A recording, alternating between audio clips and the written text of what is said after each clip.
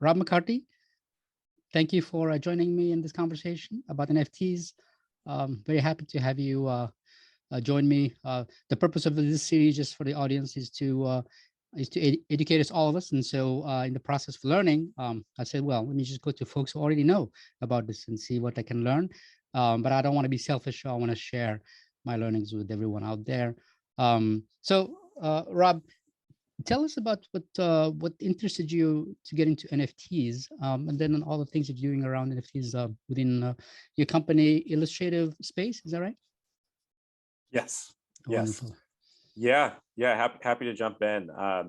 So yeah, I kind of came into the space and really fell into it. I was working as a consultant for Facebook as they're launching their Spark AR platform, and was really tied into the immersive technology space.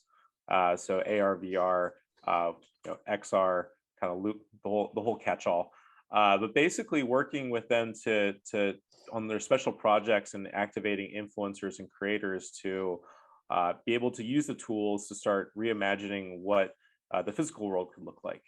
And it was a really great experience. Kind of kicked off at South by Southwest in Austin in 2019.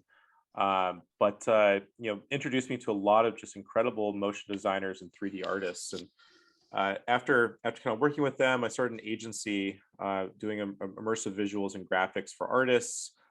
Then we had a bunch of event contracts lined up in February of 2020, and as the future goes, events weren't a thing. And so we really had to get back to the drawing board. And my business partner was one of the first creative partners for Snap. And we were able to at least identify that building out these graphics for mobile devices for distribution was a very high demand service, because unlike any other types of content, AR content, filters, face effects, all of these types of pieces of content really get a lot of distribution. And we had one of our effects get close to 1.5 billion views, which is insane for any media standards. So wow, we knew it was something to stay. But as we kept going along the process, one of my friends really impacted us with what the future of NFTs were early in 2020, actually tail end of 2019. And it was always in the back of our head, and we had talked about it. And we had one moment where we're like, we should definitely do this. So we started investing some money into working with a friend of a friend as a blockchain smart contract engineer to start building out the ability so that we could take these graphics that we're making and be able to put them on chain and kind of forge their identity and their provenance. And we have a lot of friends that are in the Snap ecosystem, the OLC program, as well as the Facebook and Magic Leap and a lot of these different creator programs. So we want to approach it first with giving them an opportunity to not have to do branded engagements to make money, but to actually make money directly from their digital art, which NFTs enable people to do. So that's why we started creating an illustrative space, so that people could illustrate on reality using these immersive technologies. Wow. So you're seeing it as a new way of monetizing value, right? As opposed to making money through engagements, right? Here's a piece of something, right, that has a purpose or serves something in the VR world, right? Am I getting it? Yeah, it's a fundamental paradigm shift from attention-based economies where clicks and eyeballs and impressions are the arbiters of value, and now we're looking at relationship and patronage and some of these more old school terms for the arts being the actual value driver, which is great for the art, because in some cases it doesn't become a game of lowest common denominator where it's appealing to everyone's taste in order to be valuable, but can actually, it could still kind of whet the appetite of those who have more specific tastes and might have more storytelling components, more narrative, more subversiveness than stuff that's kind of popular by nature. Yep. And so I guess the thing that is the shift is occurring in the sense that it's not about just having experiences and then having more experiences, and then whatever experiences were passed or were gone, you're sort of creating assets in a way that you can leverage, perhaps.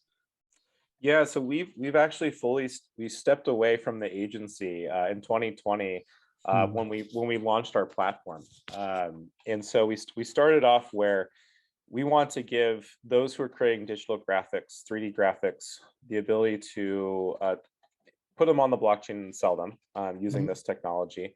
But then what we quickly realized is that the whole conversation about augmented reality is still something that it's everyone's talking about it. Everyone's talking about metaverse, and everyone's talking about what the future looks like. But we still kind of think about the metaverse inside, and we think about the metaverse inside VR goggles, where the opportunity is really about the relationship between the metaverse outside using a mobile device backed AR and being able to see the relationship between the physical and the digital world kind of collide.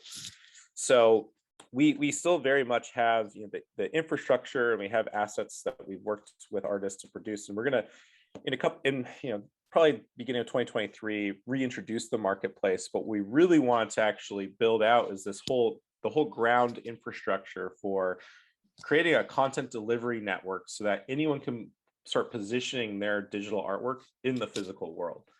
And so our focus for Illustrative Space is to really create the canvas. Okay. Anyone to start geo anchoring and positioning their artwork on location, and then we're able to actually recognize if someone goes to that location and be able to connect them with the artist for future happenings. So there's a lot. Our big focus is forging that relationship as much as possible between space, identity, and art in the craft. Okay, so just so that again, I'm trying to mind the audience who are probably trying to follow. So what you're trying to do is you're trying to sort of pull in let's call it the real world and digital world in a sense, right? Create some kind of an intersection. For example, give me an example where this makes sense. Totally. So I think a good parallel if you're familiar with like Pokemon Go. Pokemon Go is this cool world where Pokemon can be found, and it's a single IP, the Pokemon IP. So what we're doing is we're essentially, rather than having a single IP create a game on the world, we're creating tools so that a bunch of different IP, all of the IP that's coming from the NFT and the digital art sphere, can be able to use our tools to then start creating their own relationship with the physical world, which is all backed by the mobile device. So what Pokemon did really well was they built out partnerships with different retail outlets such as Starbucks, where they hid rare Pokemon at these Starbucks and then created flows of people to go to the Starbucks to catch the rare Pokemon, but then also pick up a coffee. So there's a lot of ways that space can be interpreted with digital art and with different IP partners to create really great exposure opportunities and really great moments of connection. And then there's also a lot of Web3 mechanics, which maybe we'll save for a different podcast or down the line, a different episode rather. But there's a lot of mechanics that we can use using the blockchain technology to create incentives and rewards and just really fun game-like components. So yeah, that sounds like something you guys are pushing the envelope there. But I like this sort of tying reality, so to speak, as we know it up to this point, with the new reality that's emerging. I don't think that's less real. It's just a different. It's sort of merging those two ways of being and engaging with folks. So that's interesting. So now let's take a step back, and Sure. there are folks in the audience who are like, this NFT thing it sounds very fishy. They've seen folks, getting like a couple of $1 million or maybe $63 million for Mhm. their little, little graphic or whatever it is, or a tweet for $5 million. I don't know how much Jack Dorsey sold it for. But they're like, what? What is this, right? First of all, they don't understand it, and secondly, it just doesn't smell good. Mhm. How would you get somebody to go from totally skeptical to at least trying to listen and learn, perhaps? A lot of people just don't want to get into it at Yeah, all. They just think it's a fad that's going to go away. What do you think? totally. Totally. And it doesn't help with some of the headlines too, where there Yeah. have been, with any new opportunity where information is not necessarily symmetrical, there's a lot of opportunity for people to kind of game that and take Yeah. advantage of people. So I definitely think that there's a lot of homework that needs to be done, but the underlying technology and the underlying current is very, very true. And the reason why, and a couple facts come to mind. One is that this is an opportunity for supporting the artist. So a lot of people say you could just copy and paste the graphic and then you have it, which is somewhat true, but you don't actually own that piece of artwork. You don't own that connection to the artist. You don't own that relationship that's being forged between the artist and the individual if you're doing that process. And yes, there's ways of kind of moving the underlying asset and kind of doing it in kind of sketchy ways, but there's also a lot of technology coming out to enable that a single piece can be a single piece and it establishes provenance. So that's one area of the aesthetics and the actual content. It is very much still owned by whoever purchased it on the chain. The second part of this too is that because an NFT is it is the artwork, it is the aesthetic, but it's also a token. So I would almost imagine, so if you were to think of it almost like if you're a card carrying member, and you'll see this a lot with a lot of these PFP projects where people are card carrying members of the Bored Ape Yacht Club or CryptoPunks or what have you, and they have all these communities, they have all of these features of these communities and these events for these communities. And it's no different than if you're looking at potentially clubs that are like the Soho House or the Noya House or different, special groups of people that cost a lot of money to have buy-in, but acts as an opportunity to kind of make new friends, meet new people, engage in this whole process. So I think the underlying idea of social clubs are very much here to stay, and the technology enables us to really be able to actually have like a credential that they actually have a credential that we know is like, if you have that CryptoPunk or you have that Bored Ape in your wallet, there's no refuting that, because it was minted on the chain from that specific wallet ID that did the minting of the asset, put that data on chain. So we will know that token is in fact that token, and that token can also unlock things too. Mm-hmm. And so even if you copy and paste, and this is what I was trying to allude to before, even if you copy and paste the NFT, you don't own that token. So you're not going to be able to get any of the access or any of the points of participation that someone would have who actually has the token. So this is a very technical way of being able to create a lot more trust in the identity and the procure of memberships and identity and the likes for really it's gonna disrupt a lot of different industries. I mean, everything from fine dining clubs to there's a couple more, but I can go down a rabbit hole pretty quickly. So let's maybe next question. Yeah. No, that's fair. So the way I look at it, and tell me if I'm part of this conversation is me trying to make sure that I'm understanding, right? Verifying concepts. So when somebody says, it's just an image and I just copy the image, right? And I have it. And so what's the big deal? So my answer to them is it's not about the image. It's about a whole ecosystem that you are buying into, right? Mhm. So it's just like, you go and be part of a club in real life, let's say, right? And you're issued a piece of paper. A piece of paper is signed by the president of the club, and it's laminated perhaps. And so and then you show it off and people look at it and they say, oh, okay, yeah, he's part of the club. And then you go to the club and you meet these folks, right? So it is about that. It's not about the thing, right? The thing is sort of a part of the package in a way. Is that close to what this thing is all about? I there's definitely elements where it is more about the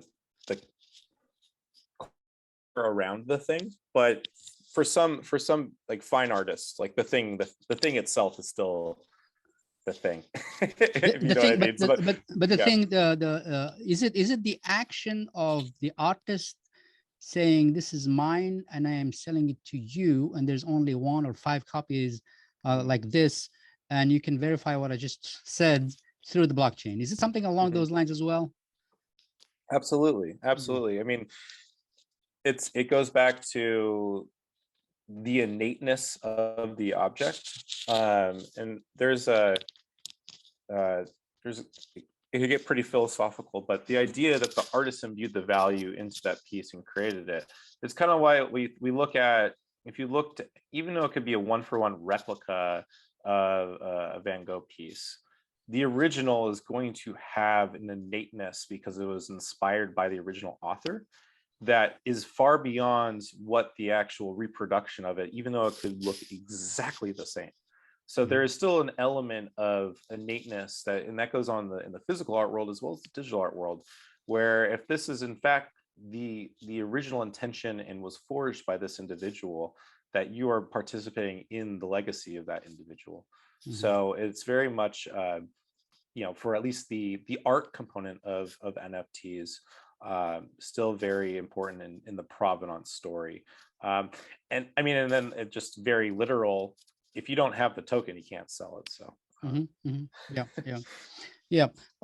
So I mean, it is more than simply the content, but the content is crucial, and the provenance, like who created content, is crucial, right? yeah, Um, and I guess the technology, yeah, it's like a certificate of authenticity. right, within that blockchain, right, within that blockchain. So it's important to understand that, right? So it's within the ether, right? You can go in that blockchain and you can verify the whole history of the thing, right? Am I understanding correctly? Like when it was created initially and who bought it and who sold it to whom and so forth, and you can just go down the line, right? Exactly. I mean, it's why you see Sotheby's and Christie's doing all these giant NFT sales and these auctions, because them as an auction house, a lot of their process is to actually go in and verify the provenance of the piece and checking the certificates of Yeah, authenticity and yeah, who held it. So now they're getting in early because they realize that this is a potentially, if they didn't get into this space, someone else would be eating their lunch. So it really makes sense for the blockchain to be that verification method for the kind of the yeah, contemporary art world. yeah.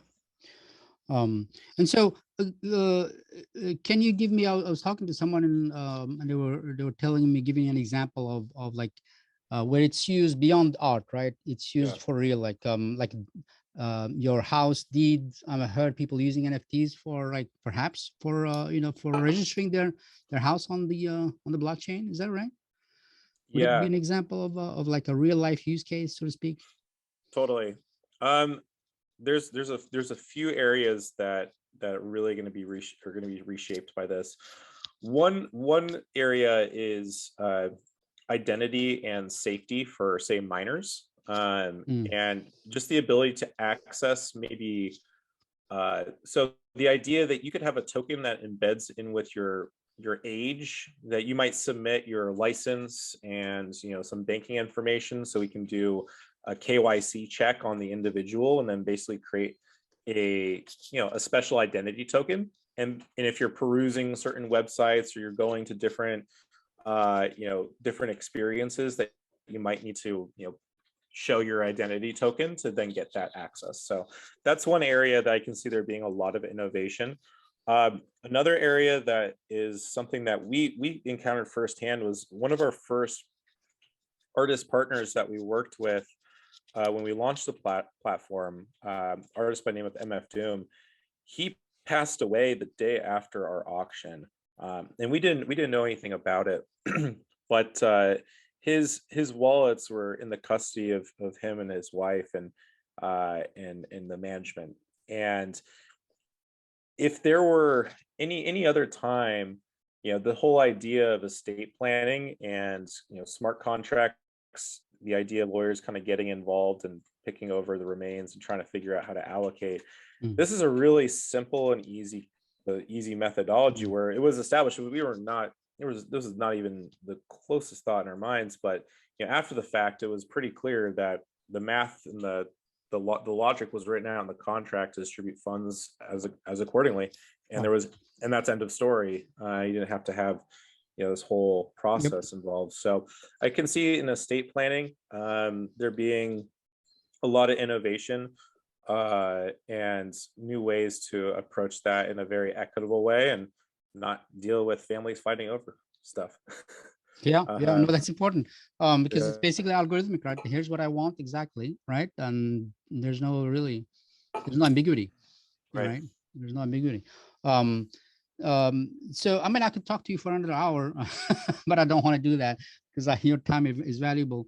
The last thing I want to ask you is, what do you think the first mainstream breakthrough? I mean, when you said identity token, I could easily see that where everybody understands that, right? They're using it to make sure that this person is above a certain age, for example, and therefore can do X, and there's no fake IDs, no more fake IDs. And what do you see the first mainstream adoption where everybody understands, right, what this thing is, or was packaged in such a way that everybody gets it?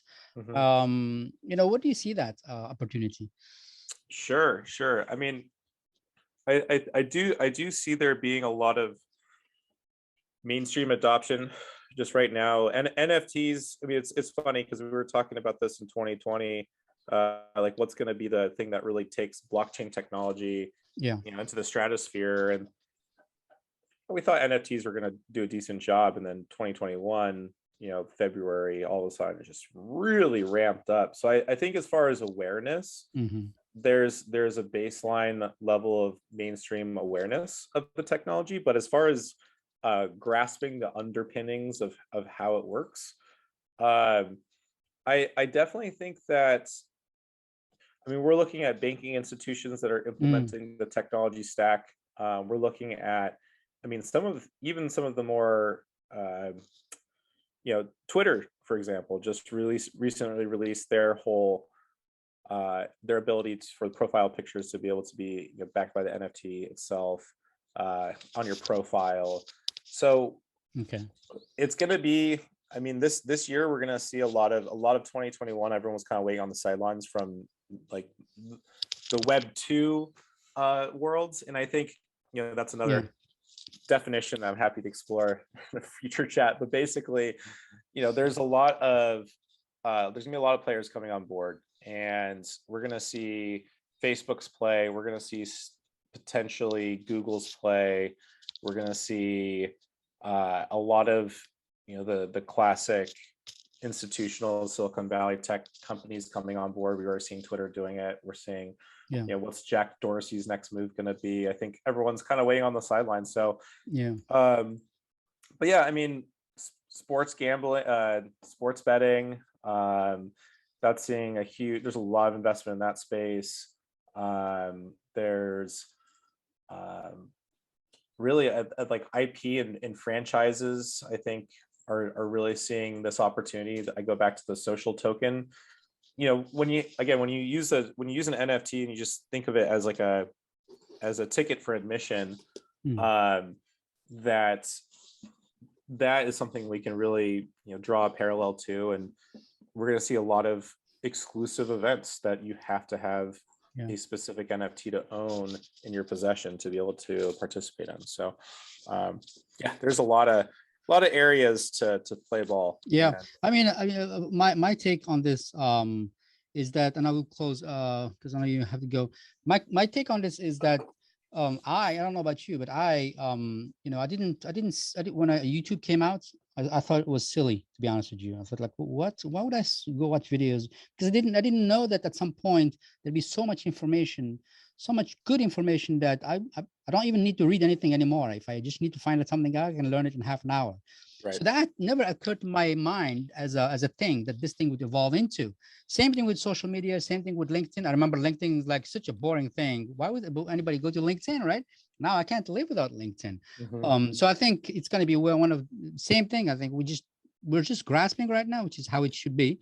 But something is going to evolve, and I think it's so technology is so complex in terms of not itself, but in terms of how society is going to absorb it. That only time will tell. But one has to be in the game, I guess, to you know, to be part of making whatever happens, well, whatever will happen. Exactly. So Rob, thank you so much for making the time. I appreciate it. I think there are many other conversations we should have because it looks like you know what you're doing, and I can learn from you big time. Sure. So thanks again. I appreciate Yeah, it. of course. And yeah, if you'd like any more information about Illustrative Space, it's at ILLUST space on Twitter. And then my my handle is also at Robyoso, ROBBYOSO. Yep. So thank you so much. Absolutely. There'll be a page just for this video, and we'll put all that information there so folks can find you. Thank you very much. Thanks, Ahmed. Thank See you. ya. Take care. Bye-bye.